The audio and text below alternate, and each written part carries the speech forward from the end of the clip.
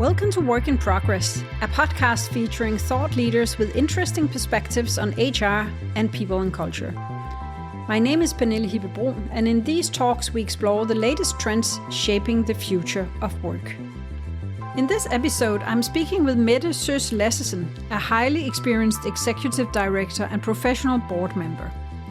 With a 25-year legacy as a senior leader at Rambøll, most recently as executive director leading Rambøll's European environmental business with more than 1,500 employees, Mette now uses her expertise to guide organizations at the board level through the complexities of ESG, sustainability, and international law.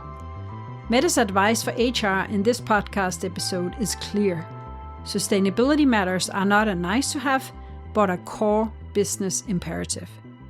Welcome, Mette, to this podcast episode on sustainability and ESG, reporting system, and HR's role in it all, most of all. So before we dig into the topic, let's hear a little bit about you. What's your background and what brought you into this field and area of sustainability and reporting systems? Yeah. Well, I would say that I'm a lawyer by background. Many years ago, I graduated from the University of Copenhagen, and then I started off working more in the non-profit sector. I also worked for the United Nations, UNHCR. I was posted in exotic places like Liberia and Africa, and lived in Ukraine, Crimea. And then I joined a large private private company called Rambøll, which is a consulting engineering company based out of Copenhagen. And I've been there for many, many years until recently in various roles, as consultant, various leadership roles.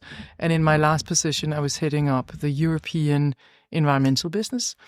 And then throughout the years, I've been working with sustainabilities in various ways and forms. Mm-hmm. Everything from livable cities, and then in recent years, of course, also working a lot on building up services around sustainability, consulting services. So actually, my focus, to be honest, has been less about reporting as such. I haven't been sitting doing reporting myself. It's been more advising companies on how to deal with sustainability in various ways. Yeah. So would you say that your start of your career as a legal advisor and working with human rights and living in so many different countries has shaped your path? In many ways. And I think it actually goes all the way back to when I was studying. I was super interested in human rights. I wrote my thesis on the European Convention of Human Rights. So that sort of whole...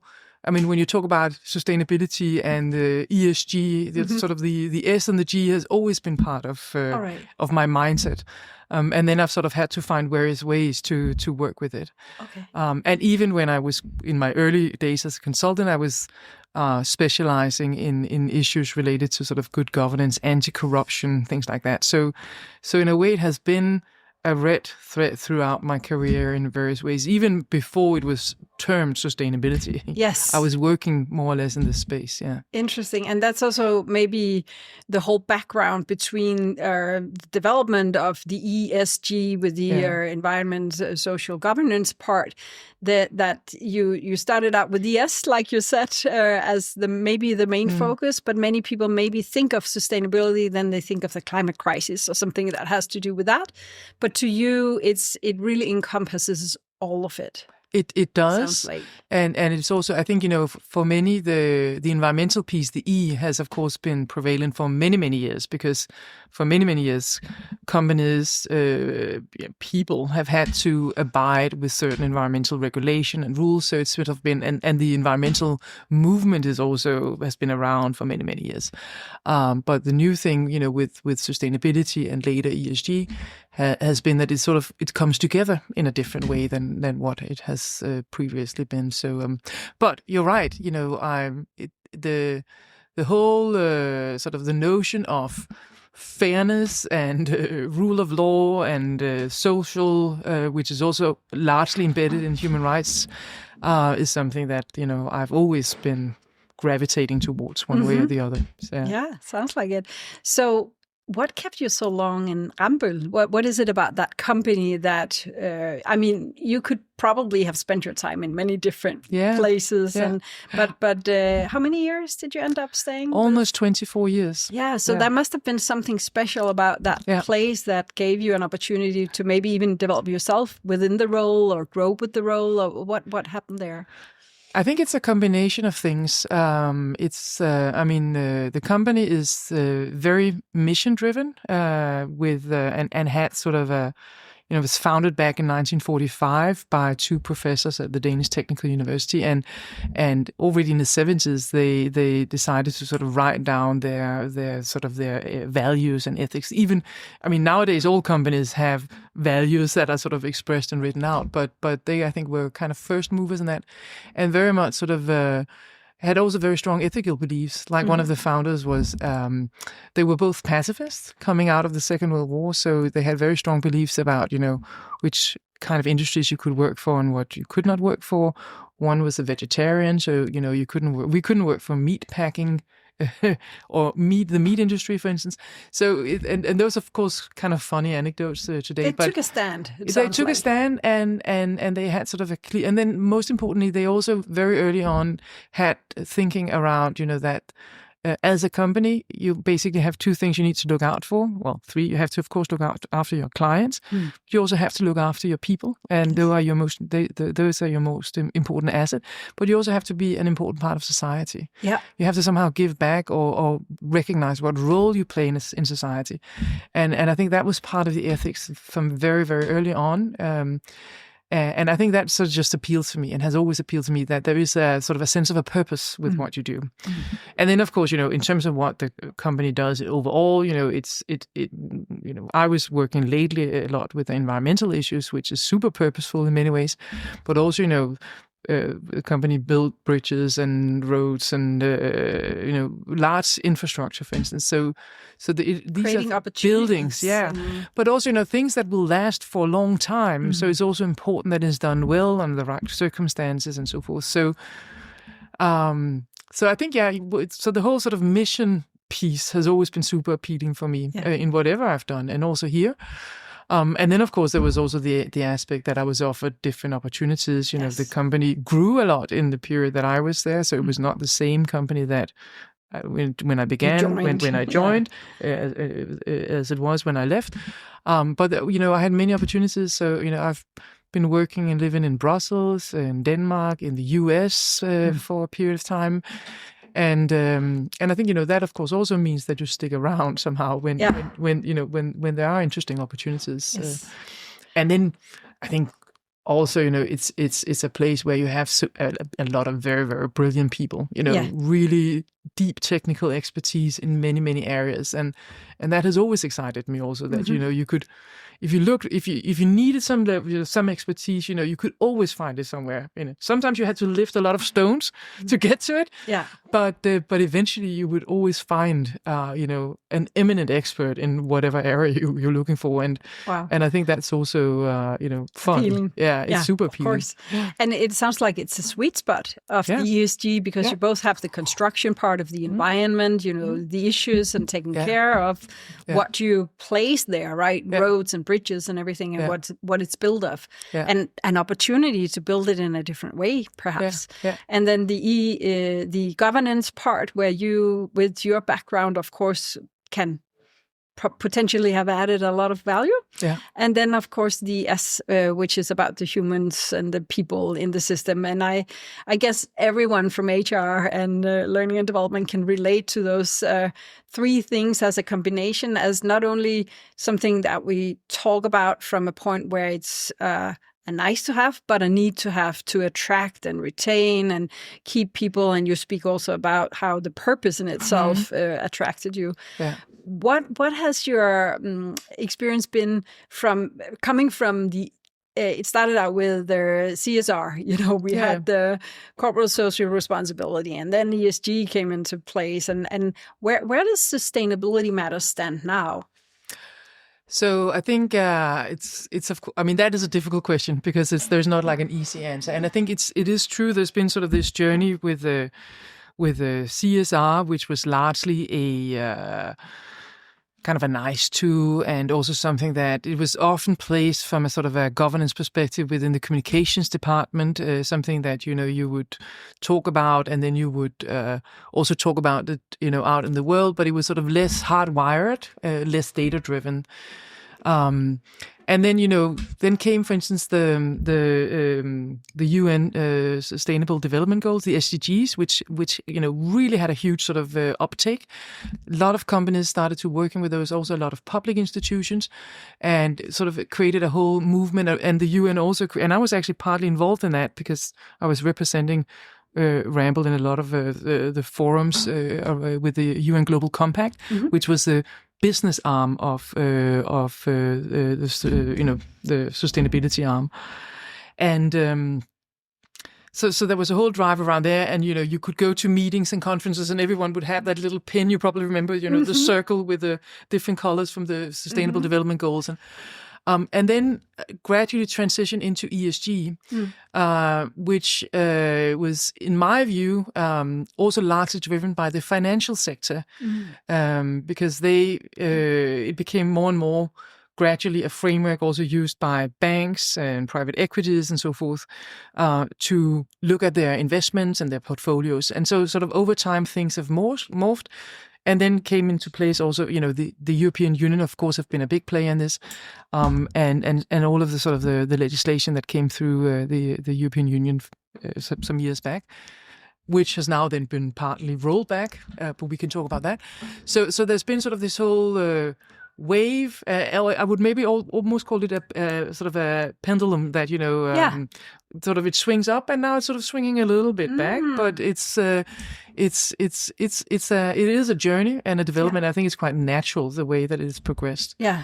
And looking at it as a wave is perhaps also very fitting, because some people might have felt that this was nice to have, or something that a trend or something, that people could put their sticker on and then talk about it from that. What is it seen from your perspective?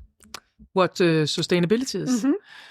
Well, it's many things, of course. It's almost like, for some, of course, it's almost like a lifestyle, if you talk about it at an individual level. For some companies, it is still sort of a check-the-box exercise, a compliance exercise.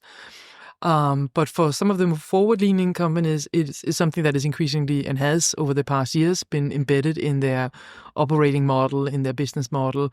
It's a core service for them, for instance, or it's really core. It's a product even. It's embedded in whatever products they have.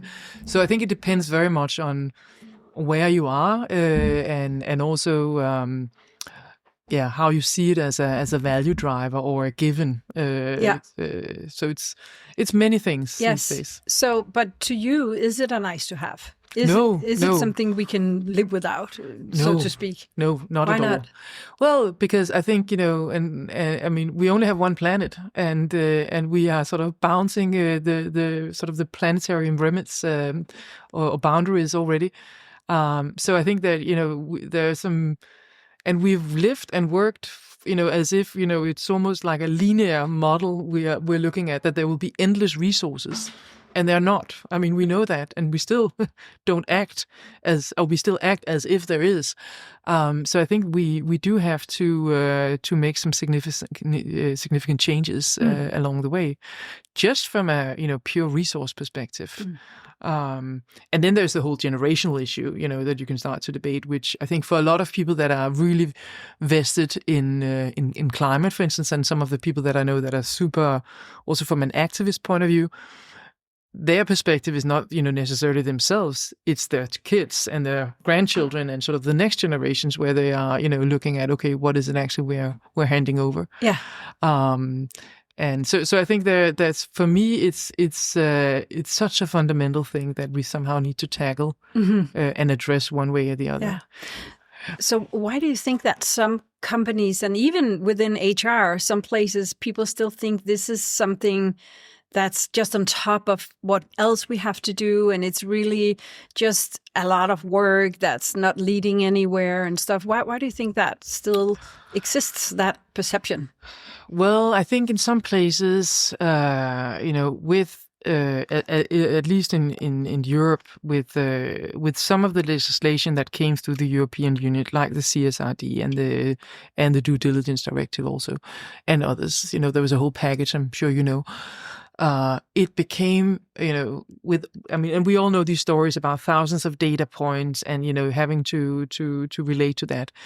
It became more of a reporting, a compliance exercise than looking at what is it actually we need to do and how does it affect us and what is the right thing to do. And I know in that, a lot of companies, or most companies, would have done their materiality assessment where they look at, okay, what is essential to our company, and then that's what you report on. But still, there was so much reporting and a lot of energy was put into that. Whereas, the areas where it really, I would say, makes a real change. And of course, which is not completely true, but that's this was the mantra. So I recognize that there is an element of of course as you get data points and you understand what is it our world look like, what is our workforce look like, what is it our supply chain look like, all of these kind of things, it does enable you to make more informed decisions. It does enable your strategizing around what to do and so forth. So that is valid and that is good. But when you get to a point where you do the reporting for the sake of reporting, because you have to sort of comply with a requirement that doesn't really make sense to you, or to a large extent, and doesn't really go in and affect how you run your core business, or affect your services or your business model or things like that, then it becomes more of a check the box. It becomes less valuable. It becomes more of a it's just something we have to get done and get away with, get out of out of here, so that we can move on with our regular business. Yes. And of course, what you need to look at is, okay, what are sort of the sweet spots here? What are the things where we can actually hope to change our way of operating, our how can we maybe change our service portfolio? How can it impact our products in a positive way? Maybe there are some efficiency gains to get from our supply chain because we have greater visibility. And then also, I would say, to some extent, there's also a risk perspective, because honestly, part of sustainability. And we can talk about climate and these kind of things. It's also, that you basically have addressing your risks up front. So there are many layers, and you can look at it from many angles. Yeah. I'm used to when we were doing when I was sort of working with an environmental consultant. A lot of what we did, also even before the whole sustainability drive, was very much a risk aspect. You wanted to uncover what kind of environmental risks would you have, or you wanted to address environmental issues which were posing a risk or a huge expenditure for you or whatever. So it was very much from that angle. Yeah. And I think that still remains. So that's also very much in line with what Catherine Richardson talks very much about when she talks about it as a business imperative. That it's not only about, of course, we should and need to think about the climate, but it's also thinking about the business and taking care of the business to assess and make the risk management and look at it from the outside like that. Exactly. And I would say that, I sit on some different boards, company boards, also a couple of listed companies. And of course, there we've also been through the whole cycle of sustainability and reporting, and looked at materiality assessments, and all these kind of things over the past years. And now with and we can talk about that also, with the omnibus that came through the European Union, which has not, of course, done away with sustainability, but it's just slowed the pace to some extent. But just to say that. The discussions in the boards, I would say, have changed slightly from a sort of a compliance and reporting discussion, so all these rules we need to abide with, to more looking at, okay, it's still relevant, but maybe we can take a different angle on it. We still have supply chain.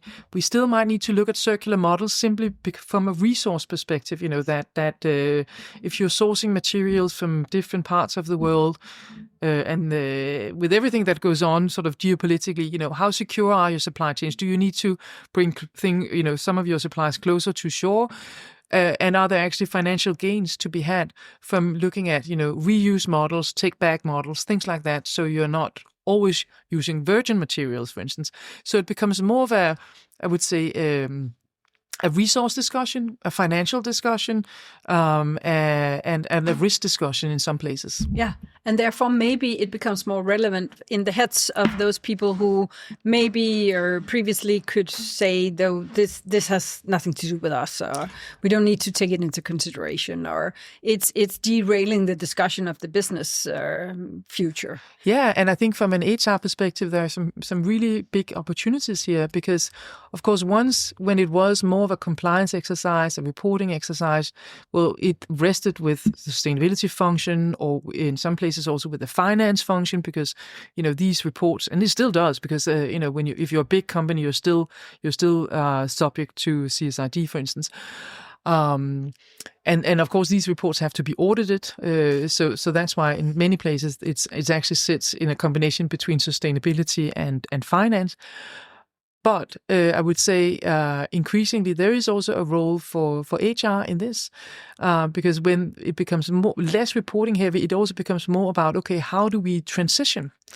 And especially if you want to say, okay, how is this more embedded in our business model, in the way we work? This means that the workforce have to understand this. You might need to look at your skill sets in a different way, and so forth. So there are a lot of things that with all of this hectic reporting, you can sort of take a sort of a big of a step back and breathe and say, okay, now we can look at it differently. And that actually also acquires, I would say, quite extensive people focus. Yeah. So tell me more. So from an HR perspective, where would you say that this is a great opportunity? You already said a little bit about it, but if you were to spell it out, where would you start as HR now if you have more air? Let's talk about the omnibus in a minute. But if you have that breathing space or more air to actually prioritize better in terms of how to look at it from that more holistic perspective and the opportunity side for HR. So you could say, HR, of course, controls typically a lot of the HR processes. It's recruitment, training, culture, leadership, and all that. And I think if you are to now look at sustainability, again, not so much from a reporting perspective, but in terms of how do we actually run our business? How do we embed it in our business model? How do we think about the services we might provide or our products?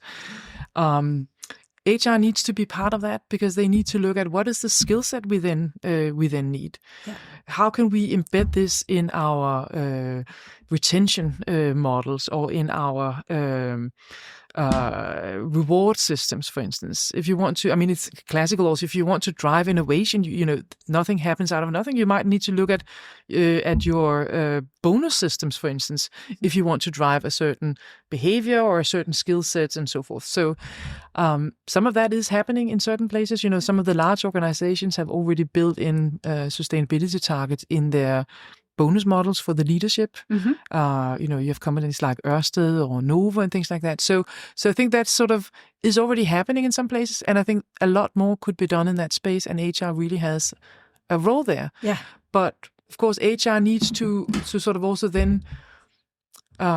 There is, of course, an element of culture and how we think about things and how we talk about things. But back to my point about also, what you measure is what you get. Mm. It also means that HR needs to get into the game of also, somehow hardwiring some of this. Yeah. And there, HR, I would say, have a role. Do you have some best practice examples from where HR has successfully implemented it in maybe not only the structures, but also in the culture and how they talk about it and the whole thinking about these matters seen from a more holistic perspective?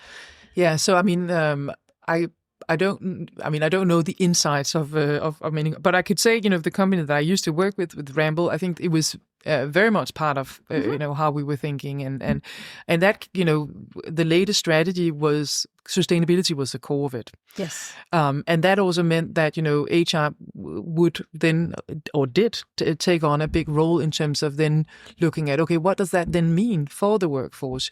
So it was everything from training programs, embedding it in simple things like job descriptions, role descriptions. in our, when you talked about our sort of annual, or we didn't have annual sort of employee satisfaction. We actually had sort of quarterly and more often sort of employee satisfaction measurements.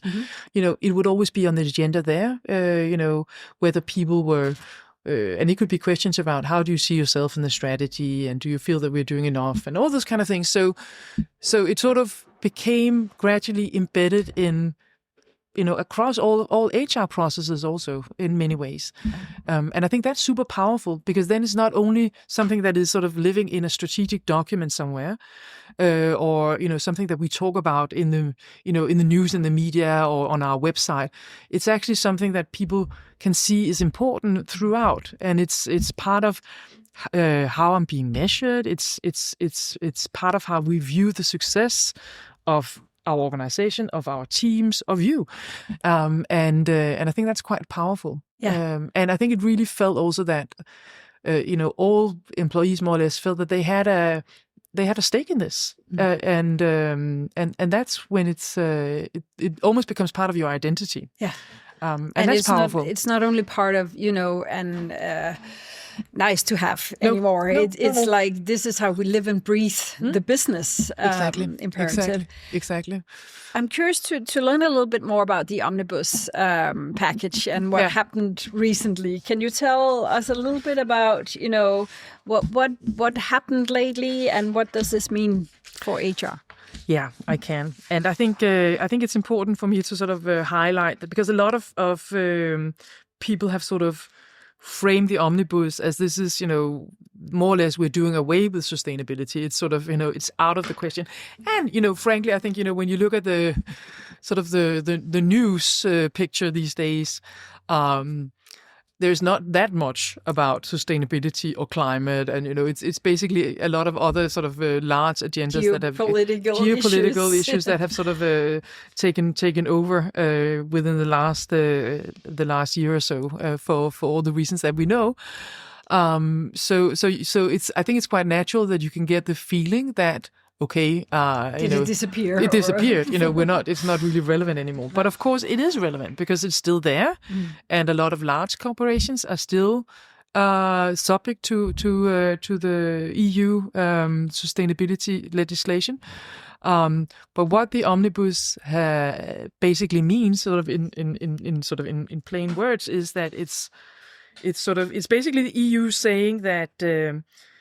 Our sustainability framework, our sustainability rules are still important, but we recognize that they've probably become a little bit too complex, and that's fine. I think it's always fine to listen, to admit, this is and also maybe that we move too fast here. So especially for the private sector, for companies. So what they are saying is basically, let's simplify things, let's try and delay some parts of it. And then narrow a little bit what they apply to. So that's, I think, is the core of the omnibus. So it's simplification, and it's a delay, because there was also a feeling that things were moving way too fast for a lot of companies. And I think that's actually okay. It's okay, and it of course also comes out of the whole. I'm sure that a lot of people are familiar with the Draghi reports, which looked at the competition of the European Union, and there was almost felt like there was a conflict between the sustainability drive and our ability to compete. And at least a lot of companies were complaining about the reporting burdens. I'm sure you follow that discussion as well. So I think it's actually a good sign that the European Union is listening to that, and listening to the private sector, and saying, okay, we hear you, we can see what is going on also in the world. We still think this is very important, and obviously it is, but we recognize that maybe we've gone over the top on the reporting. Let's simplify and make it more reasonable and more relevant. And I think that's the core of the omnibus, basically. Yes. And of course, it means that large companies are still subject to it, but for a lot of smaller companies, they are no longer directly, as it is, subject to for instance, CSRD legislation, or it has been delayed. Yes, which is also good. It gives more time to sort of take a step back. I mean, back to my example before, some of the companies that I sit on the board of, that you can actually sort of recalibrate and not just sort of hexically try to comply with some reporting requirements, but actually take a look at, okay, from a business perspective, in terms of our core business, our business model, our supply chain, our people setup, how can we do this in a smart way? Yes. Where does it actually make sense? Yeah. So I think it's good. And it's back to sort of the pendulum. I don't even know if I, pronounce that correctly, but it swings up and then it sort of swings a little bit back to a more natural state. Yeah.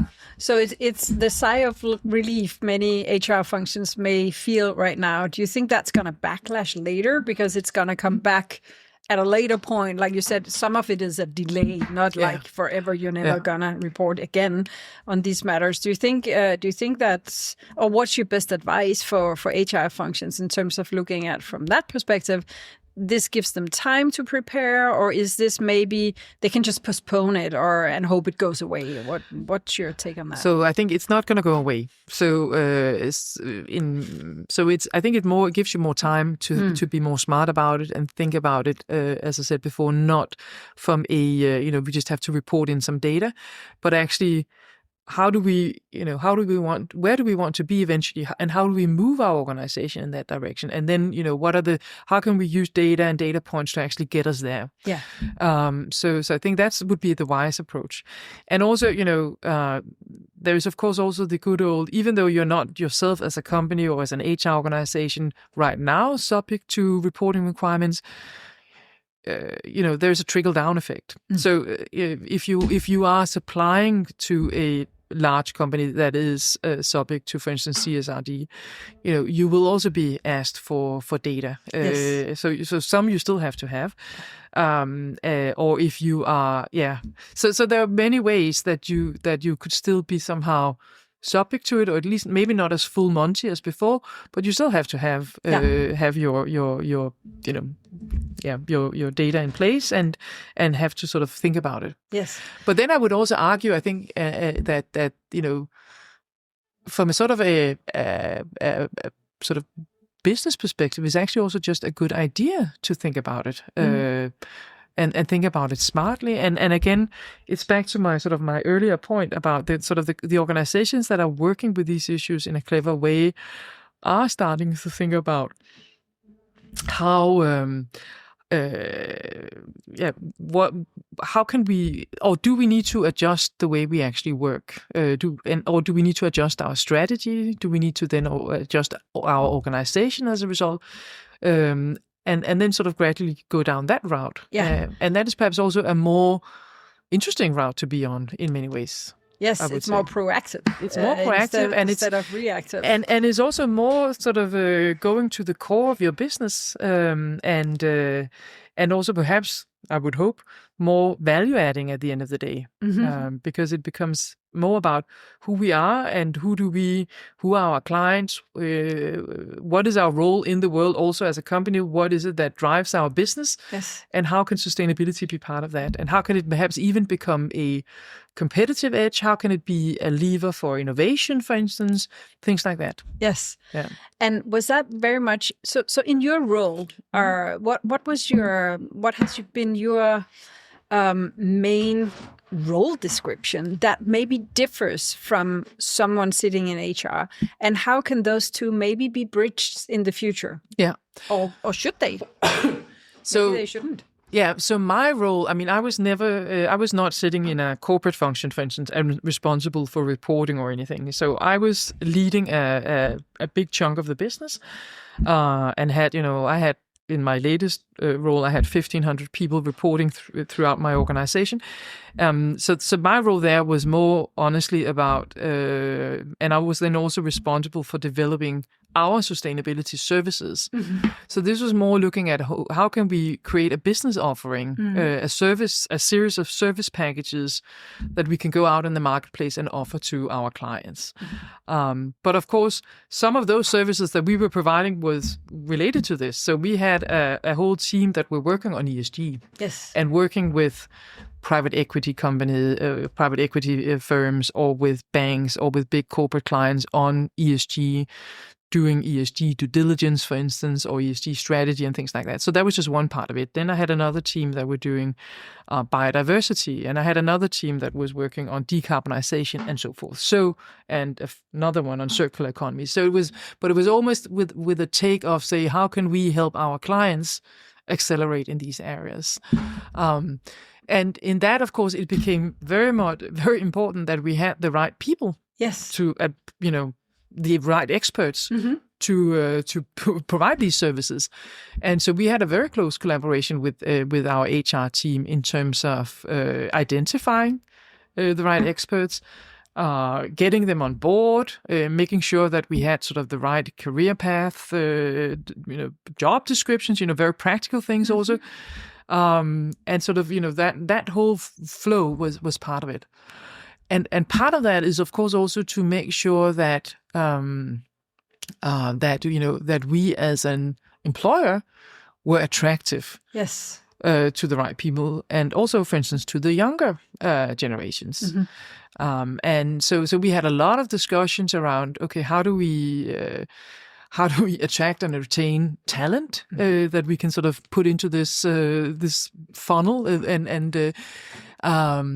so it was I would say across the board when you operate a large consulting organization, you need just to have a very close collaboration with your HR team to make sure that also that what we say is actually what people experience when they then join us, because sometimes, frankly, there can be a disconnect. Yes. So that was a very much sort of a hand-in-hand kind of experience. What would be your advice to anyone sitting out there listening to this episode within HR who has the experience that either sustainability is not on the agenda at all, or they're not invited into the discussions or taken into consideration? What can they do themselves to either gain a seat at the table or take part of the discussion or put it on the agenda? What would be your advice? Yeah, I would say that even though I started off talking about that sustainability was very much part of the culture of the company, I think HR sometimes make the mistake that they talk about sustainability as, this is culture, this is training, or this. And I think that's probably a wrong way to frame it if you really want a seat at the table. You have to sort of frame it the way that if we don't do this, if we don't, make sure that people have the right skill sets, that we have the right incentive schemes in place, we're not going to move on our strategic targets. We're not going to achieve A, B, C, D. So you have to move it from sort of that very sort of soft culture. This is training, and so which often becomes more of in a corporate organization, more of a nice to, into sort of the space of need to, and where it belongs. It belongs in the need to bucket. And that's really about sort of saying, okay, and breaking it down to sort of what we want to achieve strategically, the business goals we've set ourselves, the targets we've set ourselves, roll that back to what does that then mean from a people perspective, and where do we need to be part of the process in order to really facilitate that, to move on that, or to even drive parts of that. And I think that's very important to have that in mind, because otherwise you will not get a seat at the table. No. How should HR measure and demonstrate its impact on sustainability and resilience? Because you also brought up the issue of resilience in the way that the board and the CEO actually value it. I think that's a question that you sort of, again, it's sort of moving a little bit from sort of the softer area to something that is more hardwired, and we can really see. And I think this is an important question because it also, you often hear HR being sort of framed as a support function, something that they need to support whatever else we're doing, and we call them if we need to hire or fire, but otherwise, we go about doing our business. But it's actually moving HR into that more sort of strategic space.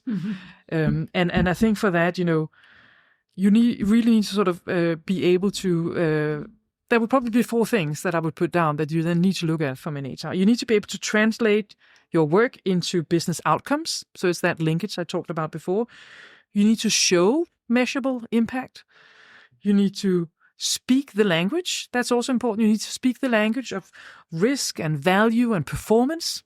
I think a lot of HR organizations do that, but that's important. And then you need to be not perceived as soft or peripheral. So it's really sort of, again, moving into that more hardwired type of discussions. And if HR does that and can prove those linkages, I think there is a very important role for HR to play. It is. It's not about HR becoming full-on 100% literate or whatever we call it within a geopolitical things or things that has to do with the very core specific of building up a more climate-friendly product or whatever, but having that all holistic view at their role in terms of putting on the agenda from a strategic and business imperative perspective.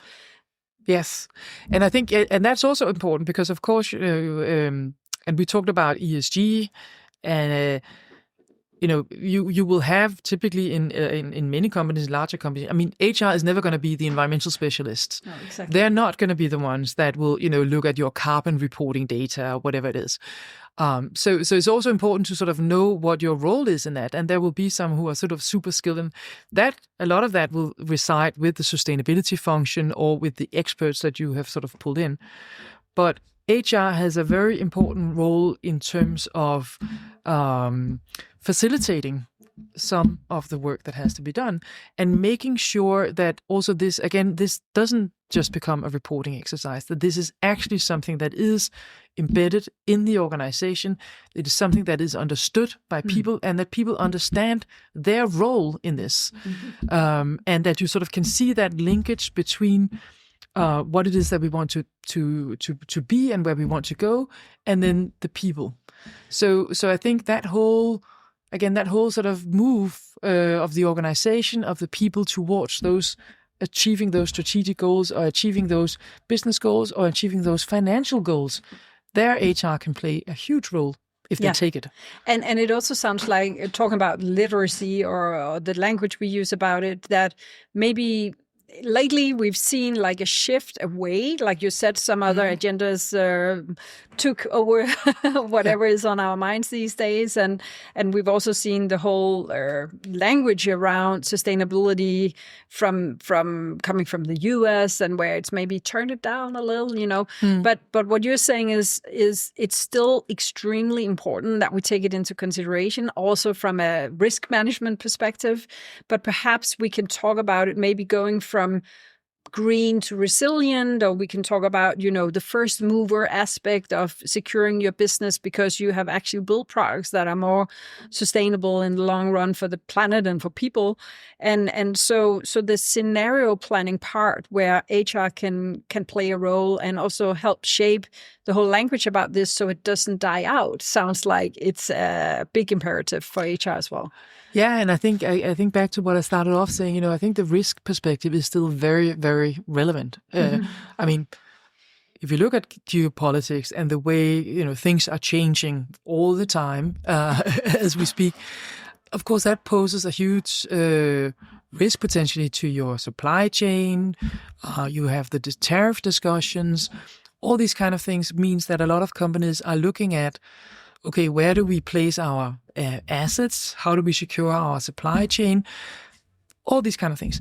And those also are, some of those considerations are sustainability considerations. And HR, of course, plays a role in there, because there is a difference between, if you source a lot of your materials from, say, China, and you want to take some of that back, your supply chain suddenly looks different, or it will look different, and the people that you sort of are looking at or have part of your organization might change, or at least from an HR perspective, in terms of looking at from even a due diligence perspective, those are new aspects that you sort of need to consider. So even in that, HR would be part of it. The whole climate thing, of course, means a lot of companies are looking at the whole discussion around, sea level rise or drought or, excessive heat. It means a lot for where you place your facilities. I mean, I used to have a lot of data center clients, for instance, in our portfolio. And for them, big consideration was, secure energy supply, and also, where you put those data centers, for instance, the energy piece is a big thing, and there you need to look at that, and you might be, that can affect where you put your assets, where you invest. Climate considerations are part of that, big time, and so that means, when you sort of look at all of that, it also impacts eventually where your workforce sits. And what you need to sort of think about from a people perspective. Yeah. So it's all interlinked sometimes in very complex ways. And I think it's just important for HR to be part of that discussion and say, for instance, okay, you have considerations about taking some of, changing your supply chain. What does that mean for our workforce considerations? What does that mean for the S and the G in our ESG thinking? So sort of be in the forefront of that always, and not just sort of come in at a very late stage. Oh, by the way, that we need to somehow relate to this, but actually think, have you considered this? You are thinking about moving this, or you're looking at a new facility here or whatever, changing your production. Okay. From a people perspective, what do we need to think about? Yeah. So back to the question about sustainability not being on the agenda in some businesses today. When you experience that, as if you enter a new board or something and you discover that they're not even considering these factors here, how do you put it on the agenda? Well, I think often, of course, you need to look at when you sit in a board context, you always look at what are the things that you have to deal with and solve? And there can be sometimes some more urgent things, and then that's what you run with. But then, from my perspective, then it's a matter of saying, as I said before, maybe this is not sort of just sustainability for the sake of sustainability. Maybe this is, again, a risk discussion. Yeah. Maybe this is about your a resource discussion, which is also a risk discussion. So you address it. Maybe this is actually sort of a finance discussion, because it has to do with like, again, if you look at your resources and your materials, maybe there's some gains to be had, some savings to be had if you can, for instance, move part of your production into more of a circular loop. Yes. Then it's not only a sustainability, but it's actually also a circularity issue. Yes. So, not only a circularity sustainability issue, but it's also a financial issue. So I think it's sort of it's looking at also sustainability in tandem with other concerns that you have in the boardroom. Yes. Which is, and HR could do the same. HR could do the same, exactly. Yeah. So it's in some cases it's about getting 2 for 1. I would say that you sort of address issues, but then you have multiple benefits coming out of it, and be clear on that. Yeah. Awesome. So that's super important.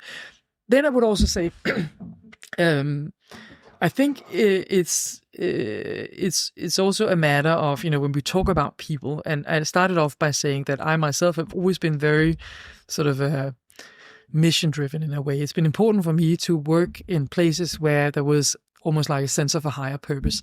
I think that also goes still for a lot of people, and especially also for the younger generations. I think that's also something to be mindful of. And with that being said, I'm a little bit sort of opposed to saying, it's only the young generation that is concerned about sustainability and climate and are sort of driven by that. I actually come from a setting where I experienced that it goes across generations.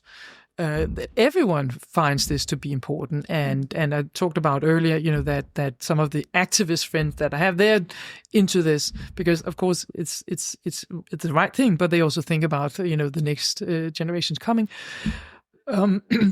But there are at least a lot of data looking at younger generations and saying, how important it is.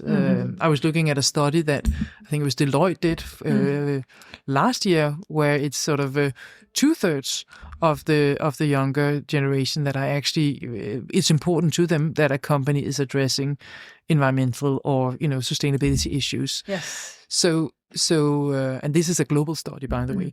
So I think it's also you also have to think about what comes next and how you as an organization have some sort of appeal to the talent that are out there. Yeah. And of course you shouldn't do it because of that, But it's also something to be mindful of, that when you do it, this is actually also something that makes it easier for you, hopefully, to attract the talent.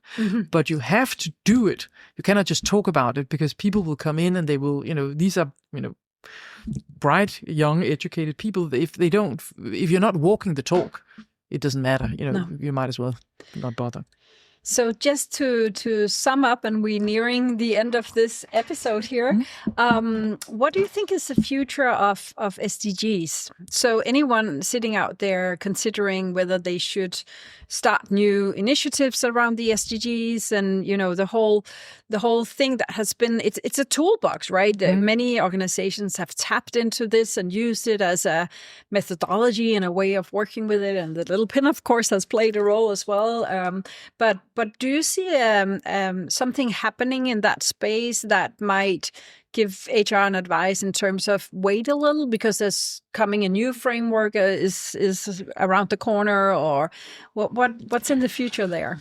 And this is just, again, my personal perception, that the SDGs are still alive, but it's more in public institutions where, it's a different kind of role, whereas in private companies, they have been overtaken by an ESG agenda, and then also by, the whole European reporting framework and that drive. Yes. And that is also because the ESG agenda were largely taken on by banks and financial institutions, and that then drives a lot, because most companies have to somehow relate to their banks one way or the other, or for investments or for whatever progress they want to do, and that's also why you saw that shift. So I think one of the things that are confusing people within the sustainability space is that you have all of these different frameworks, and you have all of the abbreviations. So you have the SDGs, the Sustainable Development Goals, you have ESG, environmental, social, and governance, you have CSRD, and so forth. So we can sort of keep on talking about all of these abbreviations. I think what is happening is that at least if you sit in the European Union, CSRD is still there, it's still alive, and it will continue to roll. And it's hopefully finding a spot where it's more sort of doable. But then there's a lot of also more specialized legislation that is coming through the European Union around environmental, the product passports. There's new legislation coming up which is related to circularity and so forth. So you could say it becomes more in more specialized areas that organizations will also have to relate to. So it's not going away. It's just becoming, I would say, more granular and more specialized, if that's the right way to say it.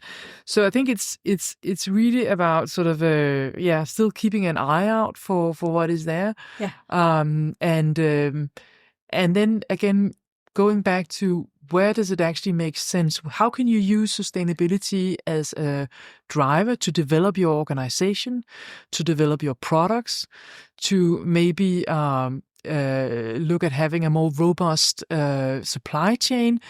Look at how you use materials if you have production facilities and are using materials in the way you work. Looking at circularity from that perspective also. So I think there are a lot of things that are still rolling and that you need to do, and all of that involves people. And that also means that from an HR perspective, you will still have a role. And I think there's a lot of opportunity for HR to go in there and actually take a very significant role in that. So that, again, back to what I said before, you can match what are your strategic objectives, where do we want to, not only where are we, but where do we want to move as an organization, and what does that then entail from a people, workforce, culture perspective? Yes. There, HR plays a huge role. Yeah. If they take it. Yes. So that would be my advice to everyone, in this profession. Figure out, what your role could be, and then get in there and then really, work your way in there and see yourself as a facilitator and as a driver in certain parts of that process, and really a value add in many ways. So Mette, thank you so much for spending your time with us here today on this episode. And I hope that your take on the future of sustainability as a business imperative, very important issue for any businesses out there is going to be taken to heart by everyone listening. Thank you so much. Thank you for having me. Du har lyttet til vores podcast Work in Progress Session with People and Culture. Du må meget gerne dele episoden med dit netværk. Du finder flere ressourcer om HR, People and Culture og for eksempel artikler, webinarer og guides på vores hjemmeside getsession.com. Tak for at du lyttede med.